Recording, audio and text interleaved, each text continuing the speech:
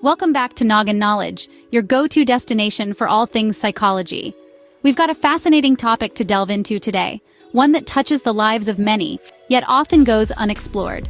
It's a subject that sheds light on our interpersonal dynamics, our self-perceptions, and even our coping mechanisms. We're talking about the reasons why some individuals might prefer solitude over socializing. Understanding this preference is more than just a curiosity. It's about fostering empathy and compassion for the myriad ways in which we humans experience the world. It's about breaking down stereotypes and challenging the notion that choosing solitude is inherently negative. So let's embark on this journey of discovery together and shed some light on the varying shades of human experience. Today, we're diving into a topic that many of us can relate to: the reasons why we sometimes prefer solitude over socializing. First up, let's talk about introversion. Introversion is a personality trait characterized by a focus on internal feelings rather than external sources of stimulation. Introverts are often misunderstood as shy or antisocial, but that's not entirely accurate.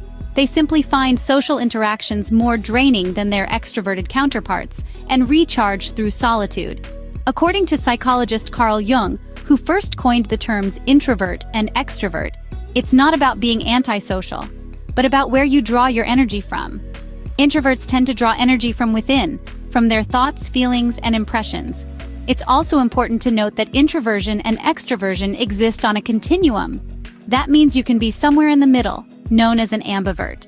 So, if you find yourself preferring your own company to the buzz of a social event, it could be because you're an introvert. And remember, introversion is not a flaw. It's just a different way of interacting with the world. Next, we're tackling the issue of social anxiety. This is a common condition where social interactions trigger significant worry and self-consciousness. It's not just about feeling a little nervous or uncomfortable in social situations. It's more than that. It's an intense fear that doesn't go away and affects your daily activities, self-confidence, and relationships. You might notice symptoms like rapid heart rate, trembling, blushing, dry mouth, or even nausea when you're put in a social situation. It can feel as though all eyes are on you, and you can't help but think they're judging every word you say, every gesture you make. But here's the thing: social anxiety doesn't have to control your life. There are ways to manage it. Cognitive behavioral therapy, for example, can help you learn how to control your anxiety through relaxation techniques, exposure to situations that make you anxious, and challenging unhelpful thoughts. Remember, it's okay to seek help. You're not alone, and there are resources available to support you. Social anxiety can be challenging, but with the right tools and support, it can be managed. Now let's delve into the topic of overstimulation. Imagine being in a room where every conversation, every movement, every little sound is amplified. It's like trying to listen to a dozen radio stations all at once. For some people, social environments can feel just like that, leading to sensory overload or overstimulation. The constant barrage of stimuli can be overwhelming, creating a strong desire for quiet and solitude. It's not a dislike for people, but rather a need to escape the relentless influx of information. This is often experienced by highly sensitive individuals or those on the autism spectrum. They might find socializing exhausting and need time alone to decompress and regain their equilibrium. For those who get quickly overstimulated, solitude can be a sanctuary. How important is personal space to you?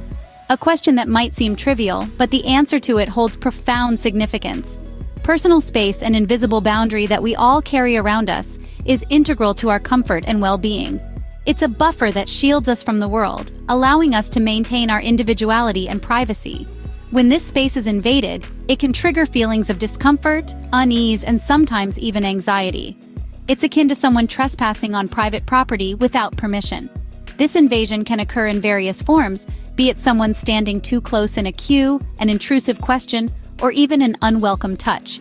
The extent of personal space we require differs from person to person, influenced by factors such as cultural background, personality traits, and personal experiences.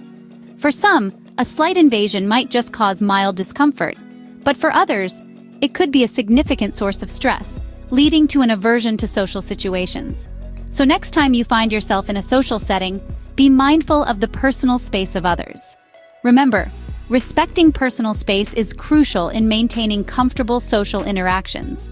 Ever heard of empathy overload? It's a term that describes a situation where highly empathetic individuals find themselves overwhelmed in social situations. These individuals are like emotional sponges, absorbing the feelings and emotions of those around them. It's not just understanding someone's joy or pain, it's feeling it as if it were their own. Now imagine being in a room full of people, each with their own unique emotional landscape. It can be quite a sensory overload, right? This is what people with high empathy often experience, making social situations potentially draining and leading to a preference for solitude.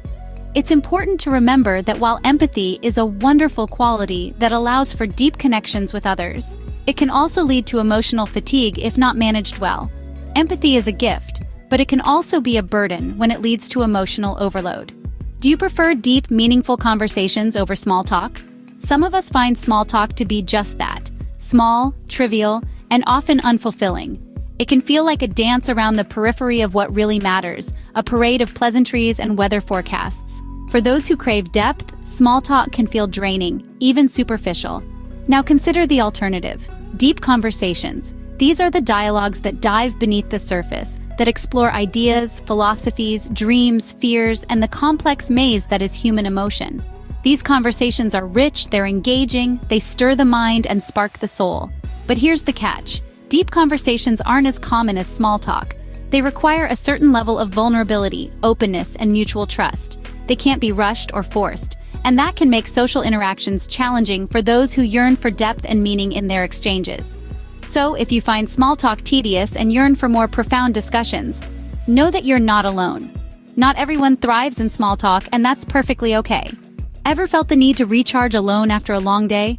Well, you're not alone in this. Many of us, especially introverts, find solace and rejuvenation in solitude. Think of it this way: just like our physical bodies need rest after strenuous activity, our minds too need downtime to process and decompress. Following a day filled with social interactions, our mental batteries can run low. For some, recharging means spending time alone, in tranquility. This time allows us to reflect, meditate, or simply enjoy our own company without the pressures of social engagements. Introverts, in particular, are known for their need to recharge in solitude. Unlike extroverts who gain energy from social interactions, introverts replenish their energy reserves in quieter, less stimulating environments. Remember, there's nothing wrong in seeking solitude to recharge. It doesn't signify weakness or antisocial behavior. Instead, it's a self-care practice that promotes mental well-being. Solitude can be a powerful tool for recharging and rejuvenating. So, the next time you feel drained, take some time for yourself. You might be surprised at how refreshing solitude can be. Are you someone who values your independence and autonomy? If your answer is yes, then you might be one of those people who prefer solitude over socializing. You see, independence is all about self-reliance, about standing on your own 2 feet. On the other hand, autonomy is the freedom to make your own decisions, the liberty to chart your own course without any external influences. When you're independent and autonomous, you're in control. You get to decide when and how you want to interact with the world. You're not obligated to conform to social norms or meet societal expectations. You can choose your own path, follow your own rhythm, and live life on your own terms. This freedom can be incredibly liberating. It can give you a sense of peace, a feeling of being in harmony with yourself. You're not constantly trying to fit in or keep up with others. You're just being you, authentic and unapologetic. And sometimes that means preferring the quietness of your own company over the hustle and bustle of social gatherings. Independence and autonomy are critical factors in some people's preference for solitude. Past experiences can significantly impact our comfort level in social situations. This is particularly true when it comes to past traumas. These distressing incidents from our past can cause us to feel anxious, fearful, or uncomfortable when we're around others. Trauma can come in many forms. It could be a devastating event, repeated episodes of harm, or even a prolonged period of extreme stress. Each person's trauma is unique to their experience, and it can shape how they perceive social interactions. For some, social situations may trigger memories of their traumas, causing them to avoid such scenarios altogether. It's a protective mechanism, a way to avoid revisiting the pain of those past experiences. However, it's important to remember that it's entirely possible to heal from past traumas.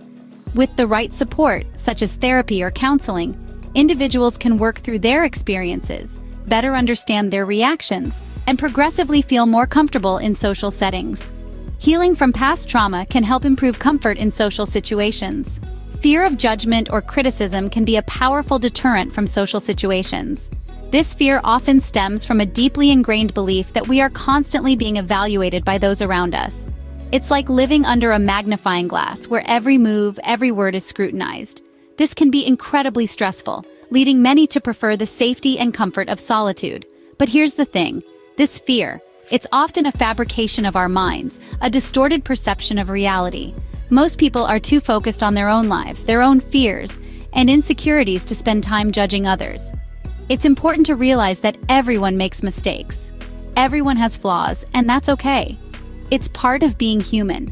Overcoming the fear of judgment can open doors to more fulfilling social interactions. It allows us to be ourselves, to connect with others on a deeper level, and to live life unapologetically. Remember, your worth is not determined by the opinions of others, but by how you see yourself. Some people prefer solitude as it gives them a sense of control over their environment. This statement rings true for many individuals who find comfort in the predictability and orderliness that comes with solitude. Control, as a psychological need, is deeply ingrained in us. It's about having the ability to influence our surroundings and outcomes.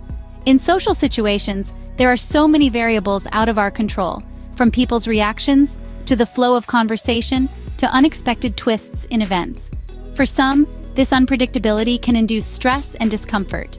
On the other hand, solitude provides a space where one can dictate the pace, the activities, and the environment. There's a certain peace in knowing that the only person you need to manage or please is yourself. This control over one's environment can create a feeling of security and calmness, making solitude a preferred state for many. However, like all things, balance is essential.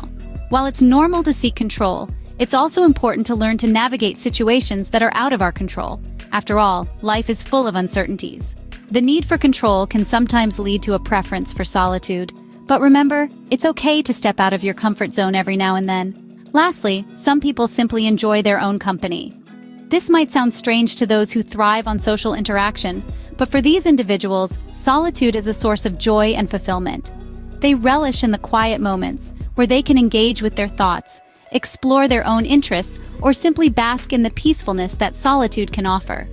Whether it's reading a book, going for a walk, or just sitting quietly with a cup of tea, these moments of solitude provide a unique kind of satisfaction that social interaction may not offer them.